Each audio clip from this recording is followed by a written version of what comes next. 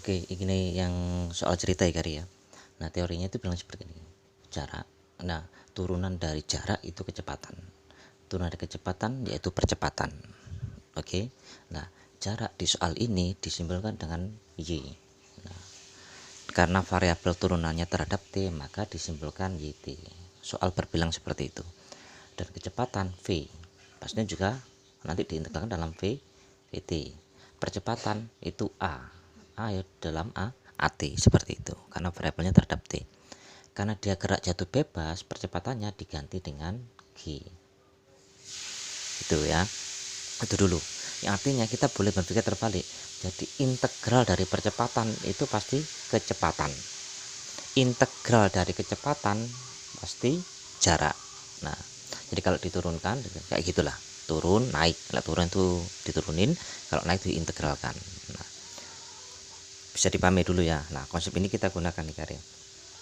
Di soal itu berbilang bahwa turunan dari kecepatan yaitu jarak seperti ini, dan dimulai untuk T sama dengan 0.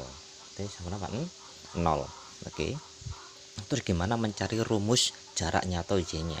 Ya kita berjalan dari mana? Dari G paling awal.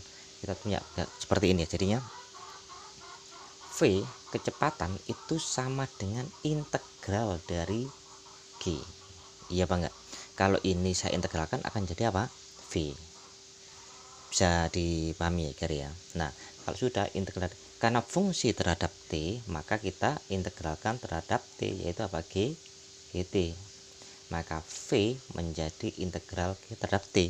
Lagi ini dianggap konstanta, maka tinggal kasih GT plus C. Paham ya Gary ya? Nah, teman ini kasusnya sekarang di konstantanya berapa konstantanya? Di soal itu berbilang bahwa keadaan di diam. Jadi artinya keadaan diam itu apa? V0 sama dengan 0. Pada waktu kecepatannya 0, T-nya ya 0. Pada waktu dia diam, kecepatannya 0. V0 sama dengan 0. Ini bacanya gimana? Saat T-nya itu sama dengan 0, maka V-nya sama dengan apa? 0. Kayak gitu. Bisa dipahami ya? Jika sudah, masukkan ke sini. Untuk apa? Cari C-nya. Jadi waktu V-nya 0, G, T-nya 0 plus C. Jelas didapat C sama dengan apa? 0. Nah, kalau C sama dengan 0, maka rumus dari V-nya, tarik ke sini.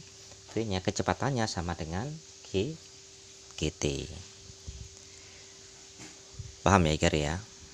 Nah, sampai di sini sekarang ingat kita fokusnya mencari posisi baca jarak ya. Jarak atau YT. Nah, ini gimana caranya? Kalau ingin mencari jarak, maka integral dari kecepatan ya. Kecepatan kalau saya integralkan jadi jarak, maka kedua ruas saya integralkan. Integral V dt sama dengan integral GT dt. Harus terhadap T ya, karena variabelnya T. Kalau sudah integral V itu apa? Y. Karena terhadap T ya, YT nantinya. Tuh. Atau diabaikan aja lah. Karena pokoknya integralnya V itu apa? Y. Ya. Sama dengan integral GT. Nah, ini diintegralkan terhadap variabel T. Maka G dianggap konstanta, maka T-nya yang sebagai variabelnya. Integral tambah 1 jadi apa? 1 ini 1 ya. 1 tambah 1 jadi 2. Jadi setengah GT kuadrat plus C. Nah, sudah ketemu, tapi kita kasus di mana di C-nya. C-nya gimana? Ingat, perhatikan gerak jatuh bebas itu logikanya gini. Misalkan ini benda dan ini adalah tanah. Kalau dia dilepaskan di sini, nah ini namanya gerak jatuh bebas. Nah, panjangnya ini adalah Y. Pada waktu bendanya diam, jaraknya juga berapa? 0. Iya nggak logikanya?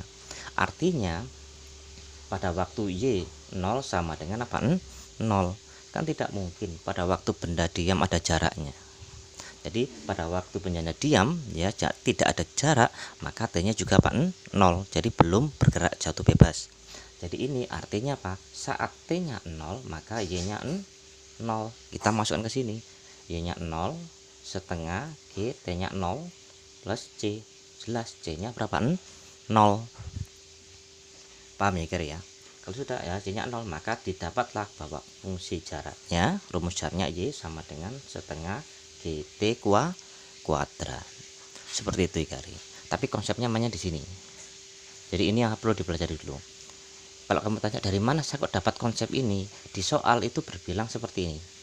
Turunan pertama, turunan dari kecepatan, ya.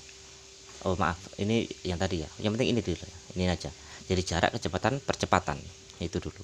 Jadi ya kalau ini nggak paham ya susah nantinya. Ujung-ujungnya kenapa kok langsung V sama dengan integral GT kalau nggak paham ini. Oke, semoga dipelajari ya, manfaat lah ya. Oke.